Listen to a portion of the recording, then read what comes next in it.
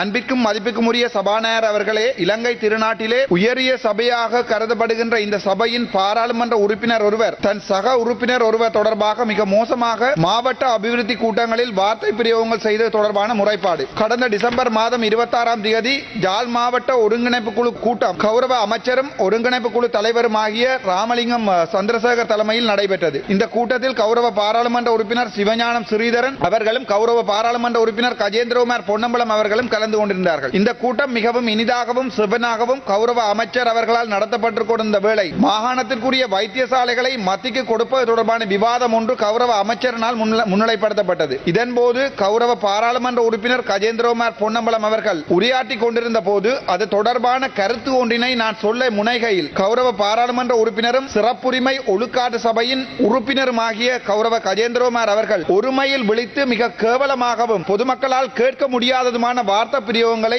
எனது புற்றுநோயால் இறந்த தாய் தொடர்பாக ஆங்கிலத்திலும் தமிழிலும் செய்திருந்தார். அதன் மிக மோசமான வார்த்தை பிரயோகமாக நீர் உமது புற்றுநோயால் இறந்த தாயுடன் உடலுறவு கொள்ளும் என்ற ஆங்கிலத்தில் நேரடியாக என்னை இழிவாக பேசியிருந்தது மற்றும் புற்றுநோயால் இறந்த எனது தாயினை வைத்தியசாலையில் மிக கேவலமாக நான் நடத்தினேன் என்ற மிக அடிமட்டத்தனமான குற்றச்சாட்டையும் நேரடியாக அந்த உயரிய சபையில் தெரிவித்தது மட்டுமல்லாமல் பாராளுமன்றத்தில் என்னுடைய பெயரை விழித்து தன்னுடைய கதிரைக்கு அருகில் அமர்த்தி இருக்கிறார்கள் என்றும் அது தொடர்பாக மிக கேவலமாக தமிழில் வார்த்தை பிரயோகங்களை செய்தது மட்டுமல்லாமல் புற்றுநோயால் இறந்த எனது தாய் பற்றியும் இறந்த எனது தாயுடன் உடலுறவு கொள்ள சொல்லியும் மிக கேவலமாக அடிமட்டத்தனமாக உரையாற்றியிருந்தார். இந்த இழிவான வார்த்தை பிரயோகங்கள் சாதாரணமான அடித்தட்டு மக்களால் கூட ஒரு சபை முன்னர் பிரயோகிக்கப்பட முடியாததாகும். அது தவிரவும் பாராளுமன்றத்தில் ஒதுக்கப்பட்ட ஆசனங்கள் தொடர்பாக பாராளுமன்றத்தை அவமதித்து அவர் பேசியிருந்தது இந்த உயரிய சபையில் எனது வலப்பக்கத்தில் இவருடைய ஆசனத்தை தாங்கள் வழங்கியிருப்பது பொதுமக்களிடையே மிக கேவலமான ஒரு கருத்து ஒன்றை பாராளுமன்றம் தொடர்பாக பொதுமக்களுக்கு தெரிவிக்கிறது. ஆகையால் கௌரவ சபாநாயகர் அவர்களே, ஒரு பாராளுமன்ற ஒழுக்காட்டு சபையில் தொடர்ந்து பதவி வகிக்க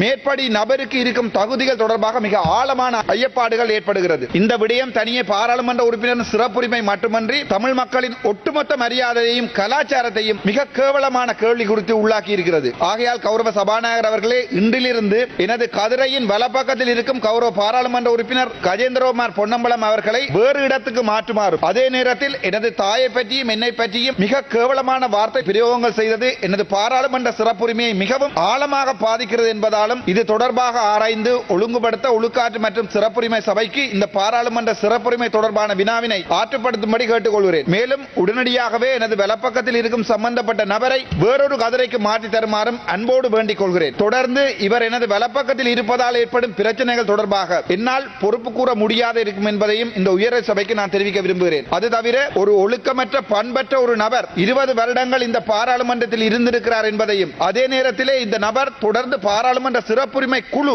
அங்கத்தவராக இருக்க முடியாது என்பதையும் மிகவும் தாழ்மையுடன் தெரிவித்துக் கொண்டு இவர் தொடர்பான இந்த விசாரணை முடியும் வரை சம்பந்தப்பட்ட நபரை பாராளுமன்ற சிறப்புரிமை மற்றும் ஒழுக்காட்டு சபையிலிருந்து விலக்கி வைக்கும்படி அன்புடன் கேட்டுக்கொள்கிறேன். இவ்வாறு தாங்கள் இந்த சம்பந்தப்பட்ட நபரை குழுவில் இருந்து அகற்ற தவறுவீர்களாக இருந்தால் இந்த நபரால் விசாரிக்கப்படும் ஒழுக்காற்று மற்றும் சிறப்புரிமை தொடர்பான விடயங்கள் பொதுமக்களால் கேள்விக்குட்படுத்தப்படும் என்பதையும் அன்போடு தெரிவித்துக் கொள்கிறேன். நன்றி.